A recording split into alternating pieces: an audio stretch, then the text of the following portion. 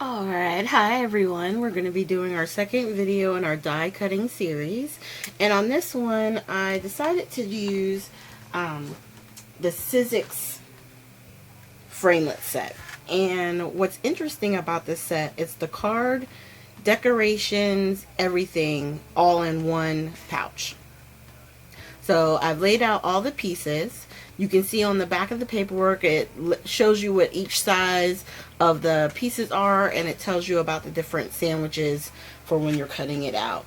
Now I'm going to give you heads up, if you have any of these and you've never used them before, definitely consider using either the wax paper technique or the dryer sheet technique.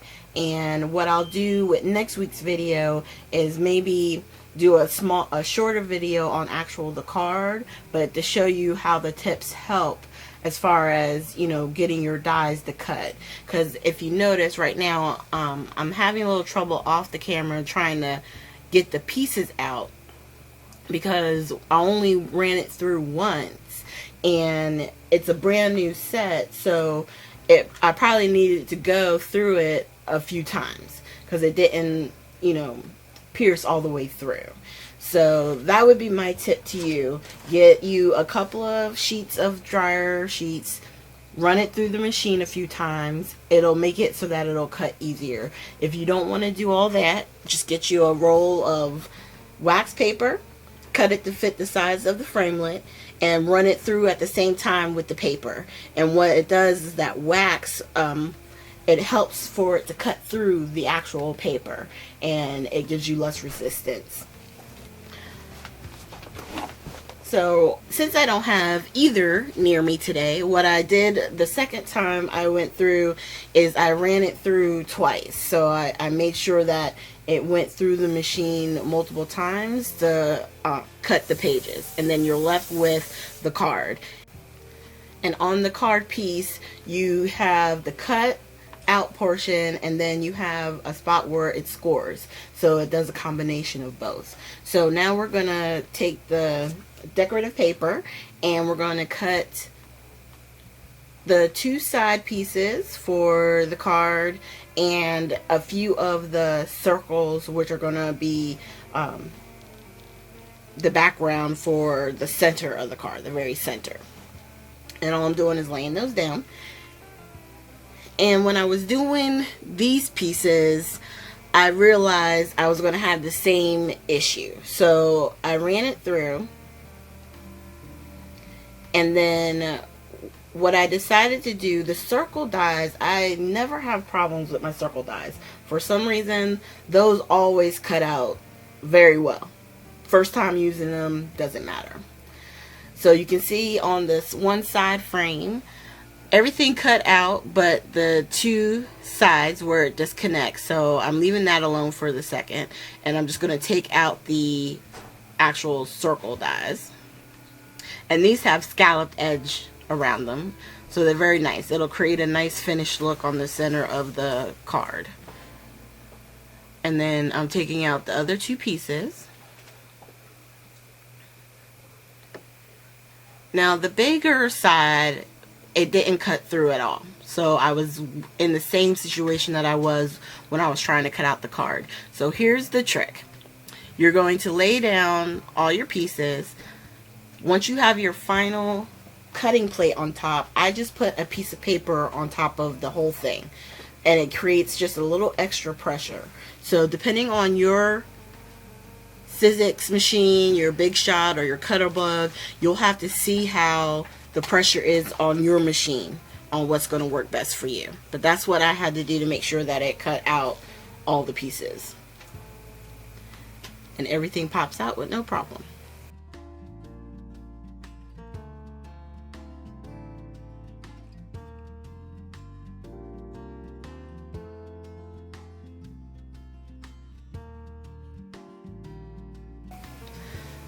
Alright, so now all of our cutting is done. And what I'm doing here is just laying out all of the individual pieces. Now, most likely if I ever make this card again, I would probably just use the biggest scalloped and the biggest stitch die for the center circle, because I'm not exactly sure what all the other circles are for, but I'm going to show you what I do with it today just to give you possible options. So once you fold on the score lines, I always, varnish and make sure that those creases are very sharp. You can see how the card opens and closes. And now I'm just taking my Tombow Mono adhesive and gluing that up, and then attaching the decorative paper to the different portions on the card. So in no time flat, this card will be completely finished, and all you had to do was run it through your die cut machine just a few times. And what I'm doing here, I just like to make sure, especially if you're giving a card to somebody, that it's taped down. I don't want it to start peeling up because I didn't put enough tape down. So because of that fear, I always, put extra tape down.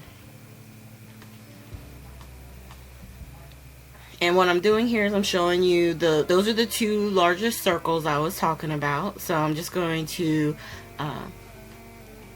stamp my sentiment on it, which I'm using a Bo Bunny saying stamp.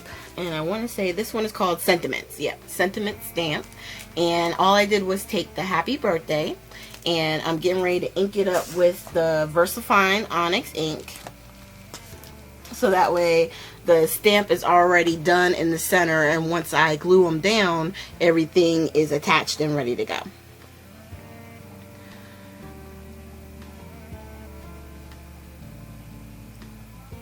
So here we are. We're just stamping the happy birthday.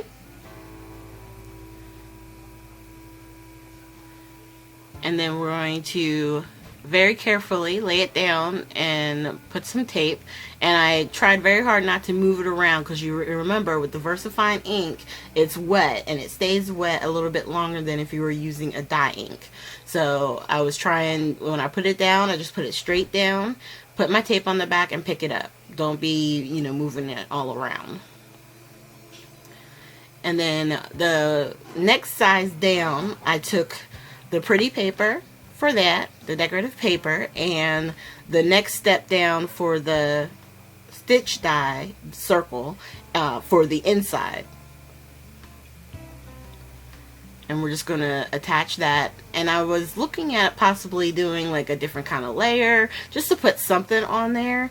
And I realized, well, you're going to need somewhere to write, or at least say something. Maybe write, love from mom and dad, or love from, whoever. Because you're just saying, happy birthday. So I left the center, the circle on the back, empty. A place for you to put a little message. And then with the smaller ones, I thought they were super cute. I thought maybe you could put, something on a stamp, something, and have that go on there. So on this one, I'm layering 3 on top of each other. And what I'm doing is I'm trying to see where I can put it that it would be covered. So obviously at the bottom or the top, part of it is going to be sticking out. So what I decided to do was tape all 3 together. And then I placed it in the center so that if the card is closed, you can't see it there. So it would be like you get 2 surprises. So right now I'm going to tape that down. And I decided that I wanted to put a flower, because I actually had some stamps on my desk. So I grabbed a stamp set from Winnie and Walter. And this stamp set isn't available yet. This was one that I got from the very first stamp of approval box. And I figured it was perfect, just the flower would fit in the whole thing, and it would just be, something cute. So we just stamped right in the center, and your card is done. So you get a fun interactive card that was super quick to make, and you could mass produce these. Make up a bunch of the cards. Take your scraps, do the decorative paper for the sides, and you could have a bunch of cards made up ready to go for emergencies. So thank you guys for joining me today. please make sure that you hit the like button and that you subscribe to my channel. Like I said, that'll give you updates on when I'm adding videos to my channel here. And keep an eye out because we'll have a few extra videos possibly this week, a haul video and some other things. So you guys have a great day, and I'll see you Friday for sure.